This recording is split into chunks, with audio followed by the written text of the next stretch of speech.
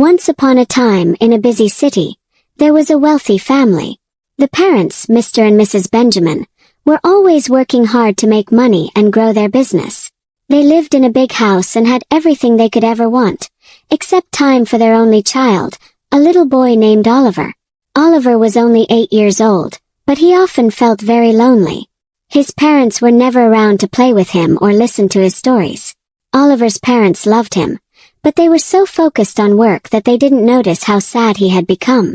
Every morning they rushed off to their offices, leaving Oliver with the house help. They had a routine of dropping him off at his grandmother's house whenever they had long trips or very busy work schedules. But Oliver dreaded going to his grandmother's place. His grandmother, Mrs. James, lived alone in a beautiful house at the edge of town. She was a tall, elegant woman with silver hair and always wore the finest clothes. She had been single for over 30 years after her husband passed away.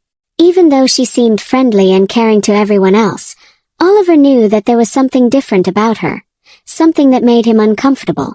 Every time Oliver's parents told him he would be staying with Grandma James, his heart sank. "But I don't want to go," he would tell them. "Can't I stay here with the house help?" But his parents would always say the same thing. "Your grandma loves you. You should be happy to stay with her. We'll be back before you know it." So off Oliver went, feeling helpless. At first, his grandmother welcomed him with open arms, cooking him nice meals and buying him toys. But as soon as the sun set and the house became quiet, her kind smile disappeared. She began treating Oliver differently, in ways that made him feel uneasy and scared. He didn't know how to explain it, but something was very wrong. She would hold him too close, kiss him on the lips and caress his back, and sometimes do more things that made him want to cry. The boy didn't know how to tell his parents about it. Whenever they came to pick him up after their long trips, they were too tired to listen to him. "I don't like staying at Grandma's house," he tried to say once, but they brushed him off. "Oliver, we're doing this for you. We're working so you can have a good life. Now be a good boy."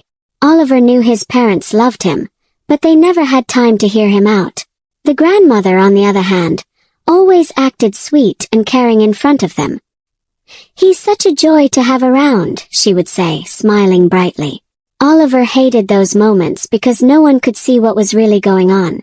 At school, his teachers noticed that Oliver wasn't the cheerful boy he used to be. He became quieter, sadder, and often sat alone during playtime. His friends would ask him to join their games, but Oliver just didn't feel like playing anymore. His heart felt heavy with a secret he didn't understand. He knew what his grandmother was doing was wrong, but he didn't know how to stop it. She always told him, "Don't tell anyone, Oliver. This is our little secret. If you tell, no one will believe you. They'll think you're lying." And so Oliver stayed silent. He thought maybe his parents were too busy to help him, and he felt completely alone. The more time he spent at his grandmother's house, the worse it got. The nights were the hardest. He would lie awake, hoping for the sun to rise quickly so that he could go back home. One day, after a particularly long stay at his grandmother's, Oliver sat by the window of her house, looking out at the world.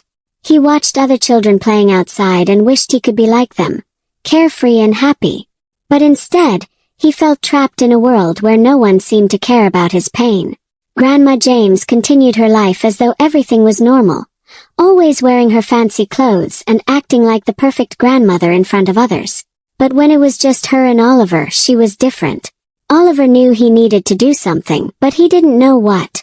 At school, Oliver's behavior grew even more unusual. He wasn't just quiet anymore. He looked tired all the time, as if he hadn't slept in days. His clothes were always neat and clean, but his eyes looked empty, and his smile had disappeared. His teachers started to worry about him. One day, Mrs. Jack, his class teacher, asked him to stay after class. "Oliver, is everything okay?" she asked, her voice soft and kind. She knelt down to his level, trying to meet his eyes, but Oliver just stared at the floor. He didn't know how to answer her. He felt ashamed, confused, and scared. What if no one believed him? What if his parents got angry with him for saying something bad about his grandmother?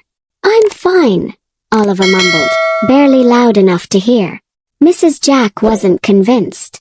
She had seen this kind of sadness before in other children. She knew that something was wrong, but without Oliver saying anything, she couldn't do much to help. She let him go, hoping he would open up later. But for now, Oliver remained silent. At home, his parents barely noticed the changes in him. They were always in a rush, preparing for the next business trip or meeting. When Oliver tried to talk to them, they were too busy or too tired to listen. "Not now, Oliver," they would say. "We'll talk later." But later never came. One night, while lying in bed at his grandmother's house, Oliver couldn't take it anymore. He felt trapped like he was in a cage. His chest felt tight and tears welled up in his eyes. He thought about running away, but where would he go? He had no one else to turn to. His parents were never there, and his grandmother made sure to keep their secret hidden. "Don't tell anyone, Oliver," she would say with a sweet but threatening smile. "No one will believe you. This is our little secret." Oliver hated those words. They made him feel so small, like he didn't matter. He wished he could scream, but instead he cried quietly into his pillow, hoping the morning would come soon. The next day at school, he sat alone during lunch, poking at his food. His friends noticed that something was wrong. "Oliver, do you want to play with us?" one of the boys asked. But Oliver just shook his head. He didn't feel like playing. Nothing seemed fun anymore. One of his friends, a girl named Grace, sat down beside him. "You look sad all the time now," she said, her voice full of concern. "Are you okay?" Oliver wanted to tell her the truth, but the words wouldn't come out. He didn't know how to explain what was happening to him. He just nodded and said, "I'm fine," even though he wasn't. One evening, as Oliver was getting ready for bed at his grandmother's house, she came into his room with that same fake smile. Oliver's heart started to race. He knew what was coming and he hated it. His body felt heavy with fear, but he didn't know how to stop her. He felt powerless, like no one in the world could help him. "Be a good boy, Oliver," his grandmother whispered as she sat on the edge of his bed. "Remember, this is our secret. Now lie down on the bed and take off your pants." Oliver's heart beat fast. His grandma was going the extra mile this time. Usually she kisses and caresses, now he wants him to lie naked on the bed. Oliver swallowed his breath and said, "Grandma, please Grandma, I do want to. I don't like it." Then his grandma replied harshly, "Get on the bed now and take off your pants or else I will deal with you." Oliver, crying, got on the bed and started crying, but his grandma didn't care. When she was done with him, she threatened, "If you tell anyone, they will never believe you, so make sure you keep quiet." Then she left. Oliver felt trapped. He wished he could disappear, run away, or just wake up from this nightmare. But instead, he closed his eyes, hoping that it would all be over soon. As the days went by, Oliver became more and more withdrawn. He hardly spoke to anyone at school, and even his teacher, Mrs. Jack, noticed that he was getting worse. She wanted to help, but Oliver never told her what was wrong. One afternoon, during recess, Mrs. Jack watched Oliver from a distance. He wasn't playing with the other kids like he used to. Instead, he sat alone, staring at the ground. She knew that something had to be done, but without any proof or a confession from Oliver, it was difficult to act. Oliver, meanwhile, felt like he was sinking deeper into darkness. His grandmother's words echoed in his mind every night. "This is our little secret." He didn't want it to be a secret anymore, but he was too afraid to speak up. What if no one believed him? What if his parents blamed him for causing trouble? He tried to drop hints to his parents, saying things like, "I don't want to go to Grandma's house anymore," but they didn't take him seriously. "Grandma loves you," they would say. "You should be grateful to have her in your life." Oliver's heart ached with the weight of the secret he was carrying. It felt like he was carrying a heavy load that no one else could see. He didn't know how much longer he could keep it inside.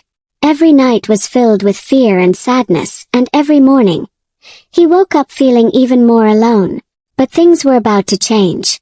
Soon, Oliver would find a way to tell the truth, and when he did, everything would finally start to unravel. One sunny morning, Oliver arrived at school feeling the same heavy weight on his heart. He had grown used to the sadness, to the feeling of being trapped in a world where no one could see or hear him. His nights at his grandmother's house were filled with fear, and his days were filled with silence. He had stopped trying to tell his parents how much he hated going to Grandma James's house because they never listened. But on this day something was different. As Oliver walked into his classroom, he noticed a new person standing at the front of the room. It was a tall woman with a kind smile, dressed in bright, colorful clothes. She looked calm and friendly, and the other children were whispering excitedly about her. "Who's she?" Oliver asked one of his classmates. "She's a guest speaker," his friend replied. "She's here to talk to us about something important." Oliver didn't think much of it and quietly sat down at his desk. His mind was still clouded with worry about his next visit to his grandmother's house. But as the woman began to speak, something inside Oliver stirred. "Good morning, children," the woman said with a warm, gentle voice. "My name is Mrs. Ada, and I'm here to talk to you about something very important. Your safety. You see, every child has the right to feel safe and happy. No one, not even someone in your family, should make you feel uncomfortable or scared." Oliver looked up at her, his heart beating faster. She continued speaking, explaining things in a way that was easy to understand. She talked about how sometimes people can do things that aren't right, even if they pretend to care about you. Mrs. Ada told the children that their bodies were their own, and no one had the right to touch them in ways that made them feel bad. "If anyone is touching you in a way that makes you feel sad, scared, or uncomfortable," she said, "you should tell a trusted adult. Could be a teacher, a parent, or even someone here at school. We're here to help you. You don't have to keep it a secret." The word secret made Oliver freeze. His grandmother's voice echoed in his mind. "This is our little secret." For so long, Oliver had believed he had no choice but to keep silent. But now, for the first time, he heard someone say that keeping such a secret wasn't right. Mrs. Ada then said something that made Oliver's heart race even more. "And if you're ever afraid to speak up, remember that we will believe you. We will listen to you, and we will protect you." Oliver could hardly breathe. His thoughts were spinning, and he felt a mix of fear, confusion, and hope. What if someone did believe him? What if telling the truth could finally end the nightmare he was living? After the talk, Mrs. Ada asked the children if they had any questions or if anyone wanted to talk privately. Some children raised their hands and asked questions about feeling safe and what to do if someone tried to hurt them. Oliver stayed quiet, his heart pounding in his chest. When the bell rang for recess, Oliver stayed in his seat, watching as the other children rushed outside to play. He felt like something inside him was pulling him in two directions. One part of him wanted to keep quiet like he had always done, to keep the terrible secret his grandmother forced him to carry. But another part of him, the part that had listened to Mrs. Ada, was telling him that maybe, just maybe, it was time to speak up. As he sat there, lost in thought, his teacher, Mrs. Jack, approached him. "Oliver, do you want to talk?" she asked gently. Oliver hesitated. His throat felt dry, and his hands were trembling. He didn't know how to start. What if no one believed him? What if his grandmother found out he had told? But then he remembered Mrs. Ada's words. "We will believe you." With a shaky voice, Oliver finally spoke. "Mrs. Jack, I don't like going to my grandmother's house." Mrs. Jack looked at him with kind eyes. "Why, Oliver? Is there something happening that's making you feel scared or uncomfortable?" Oliver's eyes filled with tears. For so long he had held everything inside, afraid that no one would understand. But now, sitting in front of his teacher, he felt like the secret was too heavy to carry anymore. He had to tell someone. "It's my grandma," he whispered. She touches me in bad ways. She tells me it's a secret, and I can't tell anyone." Mrs. Jack's face grew serious, but she stayed calm. "Thank you for telling me, Oliver," she said softly. "You're very brave. I'm going to help you, okay? You don't have to be scared anymore." Oliver nodded, tears spilling down his cheeks. He felt both scared and relieved. For the first time he had told someone the truth. Maybe now things would change. Later that day, the school contacted Child Protective Services. When the social workers arrived, they spoke to Oliver gently, asking him about what had been happening. Oliver told them everything. He talked about the nights at his grandmother's house, how she made him keep her terrible secret, and how scared he had been to tell anyone. The social workers listened carefully, taking notes and asking questions to make sure they understood what Oliver was saying. They didn't rush him or make him feel like he was wrong. Instead, they reassured him that he had done the right thing by telling them the truth. Once the investigation began, the truth quickly started to unfold. The social workers visited Oliver's home and spoke to his parents, who were completely unaware of the nightmare their son had been living. At first, they were confused and didn't want to believe it. How could this happen in their own family? How could someone they trusted, like Grandma James, do something so terrible? But when the doctors examined Oliver, they found signs of the abuse. There were scars on his body that told a story he had kept hidden for far too long. His parents were shocked and heartbroken. They had been so busy with work, so focused on making money and building their careers, that they hadn't noticed the pain their son was going through. Oliver's father, Mr. Benjamin, sat down in disbelief. How could we not see this?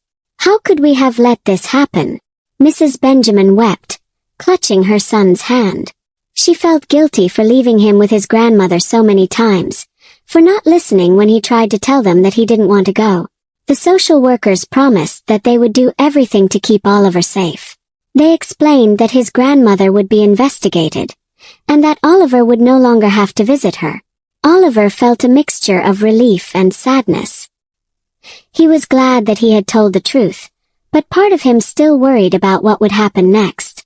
For the first time in a long time, Oliver didn't feel alone. He had finally found his voice, and now people were listening. The days after Oliver's confession felt like a whirlwind of emotions. While his parents struggled to come to terms with the horrific truth, the authorities wasted no time in investigating Grandma James. It wasn't long before the police arrived at her house, knocking on her door with stern faces. At first, Grandma James tried to act innocent. "What is the meaning of this?" she asked, her voice trembling with false concern. "Why are you here?" But the police had already gathered enough evidence. They knew about the scars on Oliver's body, and they had his testimony. Despite her wealth and social standing, Grandma James couldn't escape the truth. She was taken into custody, and the community was left in shock. No one had suspected that someone like her, an elderly, respected woman, could commit such a horrible crime. As the investigation deepened, more dark secrets about Grandma James came to light. It turned out that Oliver wasn't her first victim. There had been other children, young boys who had been too scared to speak up. They had suffered in silence, just like Oliver had, believing no one would believe them if they told the truth. The news spread quickly, and people in the village whispered in disbelief. "How could this happen?" one neighbor asked. "She always seemed so kind," another murmured, shaking their head. Who knew she had such darkness in her heart?